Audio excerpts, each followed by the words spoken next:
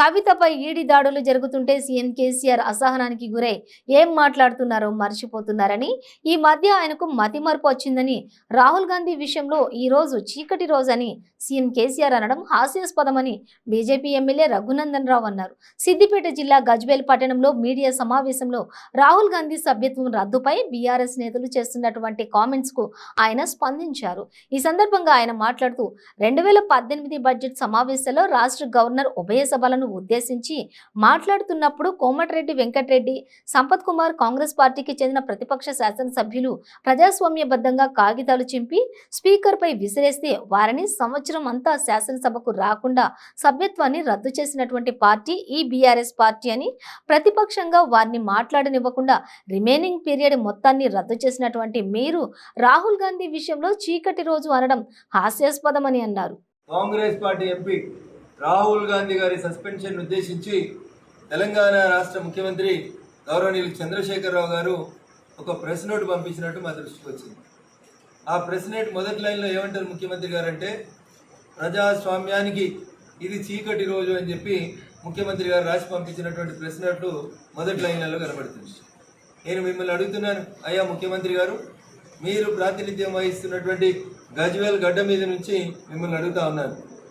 12 March 2018 Telangana రాష్ట్రం వచ్చిన తర్వాత 2018వ సంవత్సరం బడ్జెట్ ప్రసంగానికి రాష్ట్ర గవర్నర్ గారు 12 మార్చ్ 2018 రోజు ఉభయ సభలను ఉద్దేశించి మాట్లాడుతున్నప్పుడు కాంగ్రెస్ పార్టీకి చెందిన ఇద్దరు గౌరవ శాసనసభ్యులు గౌరవనీయులు కోమటిరెడ్డి వెంకటరెడ్డి గారు, అదే రకంగా సంపత్ కుమార్ అనేటువంటి ఇద్దరు గౌరవ శాసనసభ్యులు ప్రజాస్వామ్యబద్ధంగా 4 కాగితాలు చింపి గవర్నర్ మీదకి, స్పీకర్ మీదకి ఇసిరేస్తే వాళ్ళని ఆ సంవత్సరం మొత్తం శాసనసభకి రాకుండా వాళ్ళ శాసనసభ సభ్యత్వాన్ని రద్దు చేసినటువంటి పార్టీ నాటి టీఆర్ఎస్ పార్టీ, ప్రస్తుత బీఆర్ఎస్ పార్టీ.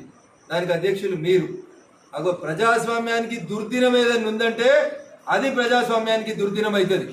ప్రజల చేత ఎన్నుకోబడినటువంటి ప్రతిపక్ష ఎమ్మెల్యేలని అసెంబ్లీలో మాట్లాడకుండా రిమైనింగ్ పీరియడ్ మొత్తాన్ని రద్దు చేసినటువంటి మీరు ఈరోజు సుప్రీంకోర్టు 2013లో లిల్లీ థామస్ అనేటువంటి కేసు లోపల ఒక జడ్జిమెంట్ ఇస్తూ 2 సంవత్సరాల కంటే ఎక్కువ శిక్ష పడినటువంటి పార్లమెంట్ సభ్యులని, అసెంబ్లీ సభ్యులని వెంటనే డిస్క్వాలిఫై చేసి, ఇట్లా విలేకరుల సమావేశం పెట్టి మన్మోహన్ సింగ్ తెచ్చినటువంటి ఆర్డినెన్స్ ని చింపేసిన వ్యక్తి ఎవరంటే ఈ రోజు సస్పెన్షన్ గురైనటువంటి గౌరవ మాజీ పార్లమెంట్ సభ్యులు రాహుల్ గాంధీ గారే చింపేశారు.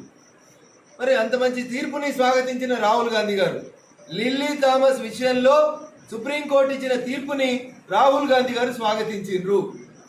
ఈ రోజు అదే తీర్పు ప్రకారం రాహుల్ గాంధీ గారిని 2 సంవత్సరాలు శిక్షిస్తూ ఒక కోర్టు తీర్పు ఇచ్చింది. కోర్టు తీర్పుకి భారతీయ జనతా పార్టీకి సంబంధం లేదు. జ్యుడిషియరీ అనేది, ఇండియన్ జ్యుడిషియరీ అనేది సెపరేట్గా పనిచేసేటువంటి, స్వతంత్రంగా పనిచేసేటువంటి ఒక ఏజెన్సీ. లోక్సభ సెక్రటరియట్ కోర్టు ఇచ్చిన జడ్జిమెంట్ ప్రకారం ఒక అనౌన్స్మెంట్ చేసి రాహుల్ గాంధీ గారి సభ్యత్వాన్ని సుప్రీంకోర్టు తీర్పును అమలు చేస్తూ రద్దు చేసింది. దానికి భారతీయ జనతా పార్టీకి ఏం సంబంధం? రాహుల్ గాంధీ గారు పదే నోరు జారుతున్నారని, భాషను నియంత్రించుకోవాలని సుప్రీంకోర్టు మొట్టికాయలు వేసిన తర్వాత కూడా ఓ కులాన్ని, ఒక ఇంటి పేరును పట్టుకొని వాళ్ళందరూ దొంగలని కించపరిస్తే ఆ రోజు ప్రజాస్వామ్యం కూని కాలేదు. ఇలా కొంతమంది తిడుతూ ఉన్నారు చంద్రశేఖరరావు గారి కులాన్ని తిట్టినప్పుడు మీకు బాధ అనిపిస్తుంది కదా. అట్లే మోడీ అనే ఇంటి పేరున్న వాళ్ళందరూ దొంగలే అని రాహుల్ గాంధీ గారు మాట్లాడిన రోజు ఈ వామపక్ష పెద్దలు, ఈ రోజు మాట్లాడుతున్న ప్రతిపక్షాల పెద్దలు ఎందుకు రాహుల్ గాంధీ గారు మీరు మాట్లాడింది తప్పు అని చెప్పలేకపోయింది? We don't have anything to do with it. Bharatiya Janata పార్టీకి కోర్టు తీర్పుకి సంబంధం లేదు. సుప్రీంకోర్టు ఇచ్చిన జడ్జిమెంట్ని ఈ దేశంలో ఉన్న సర్వోన్నతమైన చట్టాలు చేసే సభ, లోక్సభ సెక్రటరియట్ అమలు చేసింది.